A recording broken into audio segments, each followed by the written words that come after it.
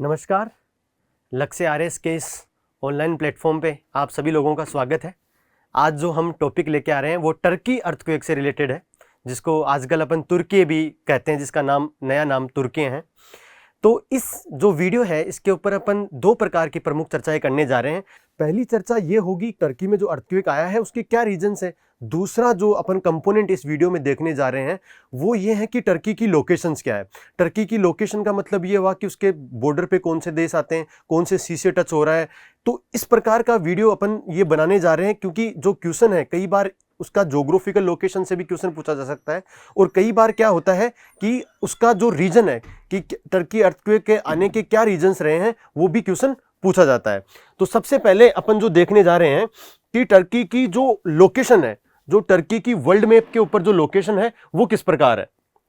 तो आप देखेंगे कि ये जो टर्की है इसकी जो कैपिटल है वो कौन सी है, अंकारा है। और देखो इसके ऊपर की तरफ आप देखने की कोशिश करोगे तो रशिया है, जॉर्जिया है, अर्मेनिया है, अजरबैजान है, ईरान है, इराक है, इधर सीरिया, सऊदी अरेबिया, ठीक है ना, इजिप्ट, ये रोमानिया, बुल्गारिया, ये मोल्दोवा और यूक्रेन।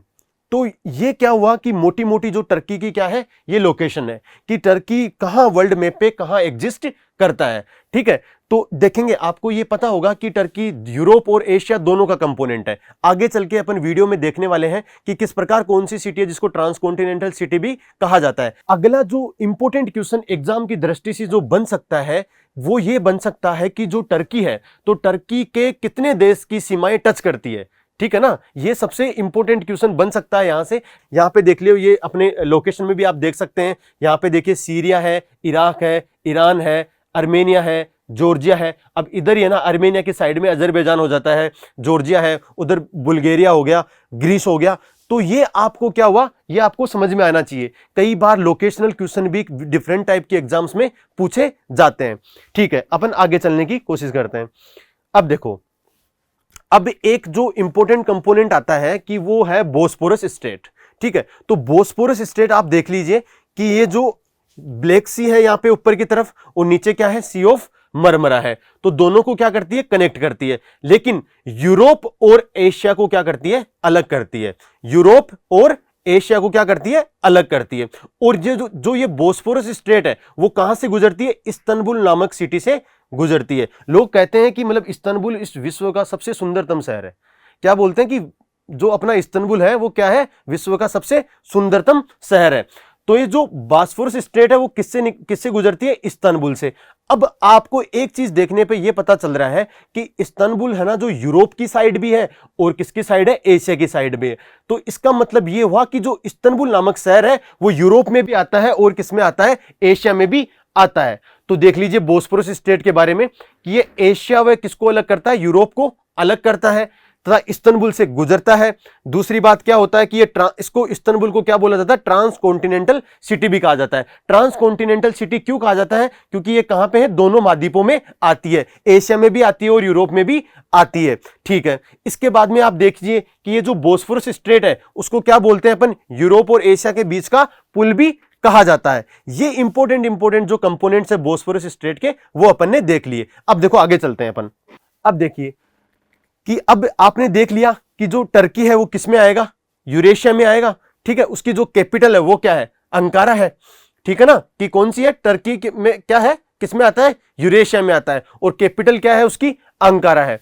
अब देखिए कि जो इसका दो पार्ट में इसको विभाजित किया जाता है कि जो इसका एशियाई भाग है उसको क्या बोला जाता है, अनातोलिया, क्योंकि टर्की खुद किस पे लोकेटेड है, अनातोलियन प्लेटू पे लोकेटेड है। और जो यूरोपियन जो अंश है उसको क्या बोला जाता है, थ्रेस। तो दो टर्में हो गई कि जो टर्की है उसके जो एशियाई भाग है उसको क्या बोला जाएगा, अनातोलिया, और जो यूरोपीय अंश है उसको क्या बोला जाएगा, थ्रेस बोला जाएगा।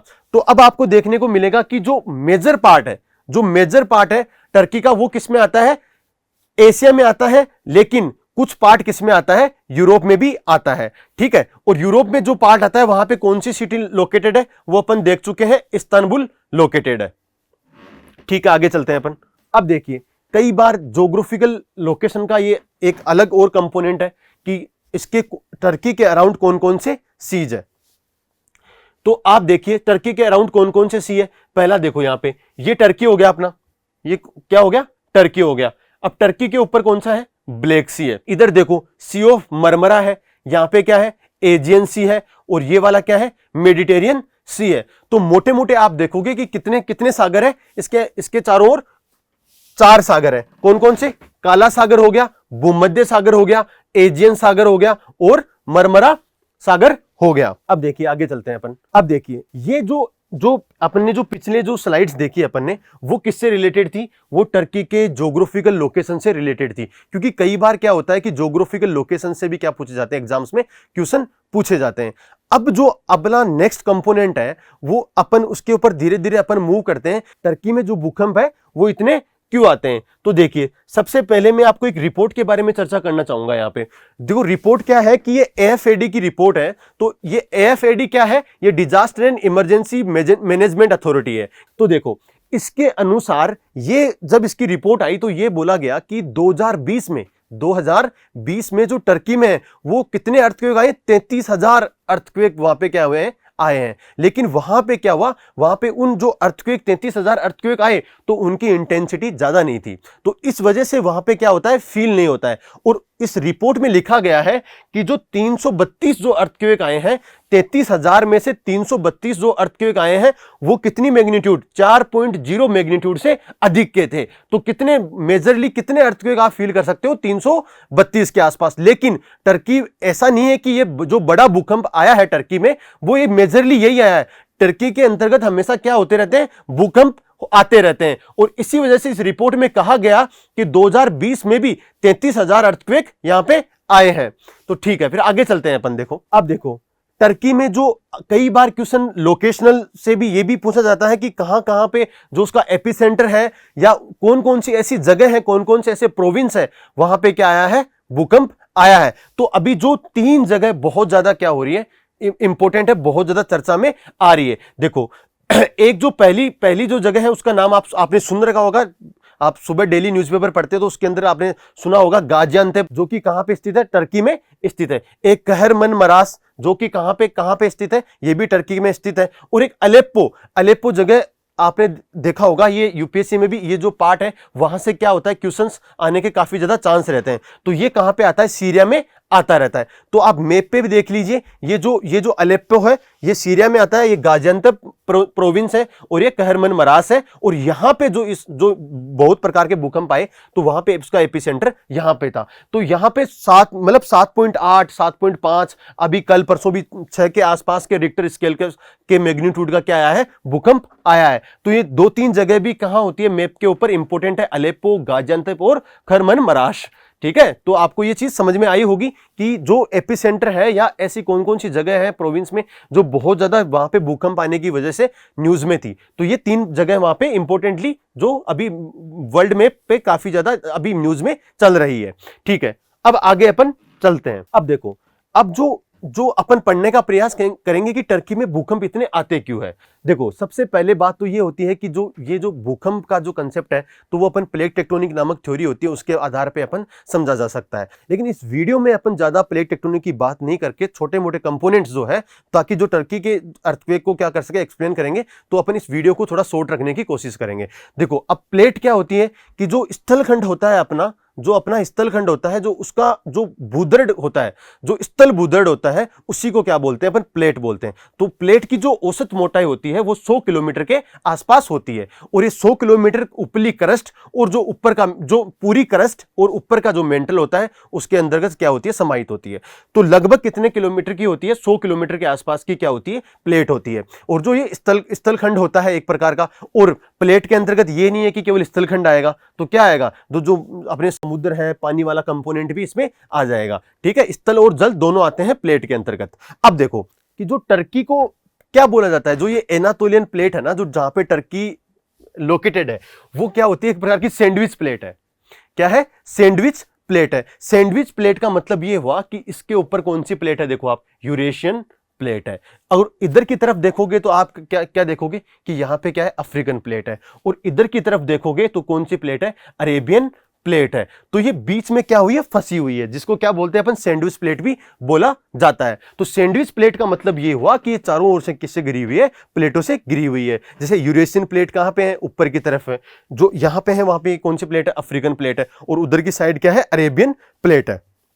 अब देखिए, तो जो ये अरेबियन प्लेट है वो ऊपर की तरफ मूव कर रही है, और अभी देखेंगे अपन कि एक जो फोल्ट कैसे बन रहा है यहां पे, वो भी अपन देखने का प्रयास करेंगे। तो अब आप देखना एक बार कि यहां पे जो अभी एक जो टर्म बहुत ज्यादा चल रही है कि यहां पे जो किसका निर्माण हो रहा है, स्ट्राइक स्लिप फोल्ट का निर्माण हो रहा है। किसका निर्माण हो रहा है, स्ट्राइक स्लिप का फोल्ट का निर्माण हो रहा है। अब अपन समझते हैं कि फोल्ट क्या होता है। फोल्ट ये होता है कि जब भी दो प्लेटें आपस में टकराती है, जब भी क्या होती है, दो प्लेटें आपस में टकराती है, तो उससे क्या होता है, गड्ढे का निर्माण होता है। तो उस गड्ढे को ही क्या बोलते हैं अपन, फोल्ट, नॉर्मली क्या बोलते हैं, फोल्ट बोलते हैं। और आप देखोगे कि जो ये प्लेट है, तो जो ये यूरेशियन प्लेट है उसके साथ ये कौन सी बना रखी है, नॉर्थ एनातोलियन फोल्ट बनाता है। क्या बनाता है, नॉर्थ एनातोलियन फोल्ट बनाता है। और जो अरेबियन प्लेट है उसके साथ क्या बनाता है, ईस्ट एनातोलियन फोल्ट बनाता है। तो जो ये नॉर्थ एनातोलियन फोल्ट जो बना रहा है यूरेशियन प्लेट के साथ, जो इसका मूवमेंट है, जो इसका मूवमेंट शेयर है, मतलब कैसा, अभी आप आगे देखेंगे अपन। ये क्या होता है कि फोल्ट क्या होता है, नॉर्मली 3 प्रकार के होते हैं। 3 प्रकार के फोल्ट होने का मतलब ये है कि फोल्ट जब एक दूसरे से जो दूर जाती है जब प्लेटें, तो उनके बीच में बनने वाला खड्डा होता है। तो एक फोल्ट कैसे बनेगा, जब प्लेटें एक दूसरे से दूर जाती है। कई बार फोल्ट कैसे बनता है कि जब प्लेटें पास में आती है, तो उसको क्या बोलते हैं अपन, कंप्रेशनल फोल्ट भी बोलते हैं। लेकिन जब प्लेटें आपस में रगड़ खाती है, जब प्लेटें क्या होती है, आपस में रगड़ खाती है, तो उसको क्या बोलते हैं अपन, स्ट्राइक स्लिप फोल्ट भी बोलते हैं। तो आपने देखा होगा कि ये यूरेशियन प्लेट के साथ जो एनातोलियन प्लेट है वो किसका निर्माण करती है, स्ट्राइक स्लिप फोल्ट का निर्माण करती है। तो इसकी वजह से यहां पे क्या होता है, ये बहुत ही ज्यादा क्या है, डेंजरस जोन है। और इस नॉर्थ एनातोलियन फोल्ट पे आप अगर आओगे तो यहां पे कौन सी सिटी लोकेटेड है, इस्तांबुल। और यह कहा जाता है कि जो विश्व का सबसे सुंदरतम शहर इस्तांबुल है, वो भी किसके द्वारा नष्ट होगा, किसके द्वारा नष्ट होगा, भूकंप के द्वारा नष्ट होगा। अब देखिए, अब थोड़ा समझने के आप क्या कीजिए, इसमें प्रयास कीजिए। अब देखो, आपको ये पता चल गया कि यहां पे क्या है कि सैंडविच प्लेट है। सैंडविच प्लेट में क्या होता है कि यहां पे अफ्रीकन प्लेट, यहां पे अरेबियन प्लेट, और ऊपर की तरफ यूरेशियन प्लेट। तो ये प्लेटें क्या करेगी, आपस में इनका मूवमेंट चलता रहता है। तो अगर आपस में इनका मूवमेंट चलता रहता है, तो आपको देखा होगा कि ऊपर क्या बन गया, नॉर्थ एनातोलियन फोल्ट बन गया, नीचे की तरफ ईस्ट एनातोलियन फोल्ट बन गया। तो ये फोल्ट होते हैं, जो फोल्ट जोन होते हैं, वो बहुत ही खतरनाक जोन होते हैं। और टर्की की जो ये लोकेशन है, जो टर्की की ये लोकेशन है, वो क्या हो गई, यहाँ पे 3-4 प्लेटें क्या हो गई, आसपास में हो गई, और बहुत प्रकार के क्या बनने लगे, यहाँ पे फोल्ट्स का निर्माण हो गया। तो फोल्ट का निर्माण होने की वजह से क्या हुआ, टर्की एक सेंसिटिव जोन होने लग गया, मतलब सेंसिटिव जोन बन गया।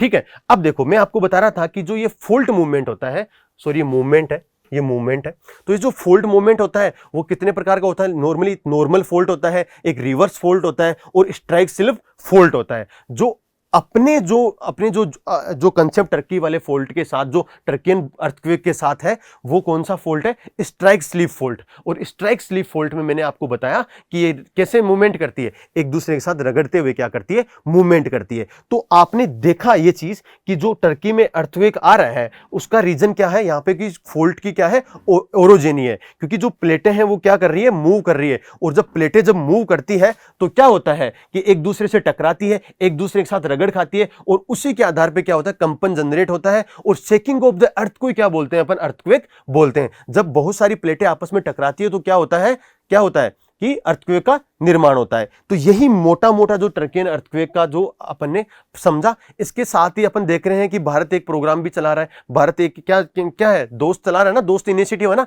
जिसके दोस्त इनिशिएटिव के तहत क्या किया जा रहा है, वहां के जो अर्थक्वेक पीड़ित लोग हैं उसके साथ अपन क्या कर रहे हैं, उनका अपन हेल्प कर रहे हैं, जिसका नाम क्या है, ऑपरेशन दोस्त है ना। आज ही जैसे कल के तारीख में क्या हुआ था, जैसे एनडीआरएफ की टीम वहां पे लौट के आई थी, उन्होंने मोदी जी के साथ चर्चा की थी, नहीं की थी। तो ये अपना मोटा मोटा ये टॉपिक यहाँ पे मैं एंड करता हूँ इसको। और इसमें मेनली अपन ने 2 कंपोनेंट पढ़ने की कोशिश की। एक कंपोनेंट ये था कि मतलब टर्की की ज्योग्राफिकल लोकेशंस क्या है, और दूसरा जो टॉपिक है अपन ने ये पढ़ा कि टर्की में इतने भूकंप क्यों आते हैं। ठीक है, तो बहुत बहुत धन्यवाद आपका।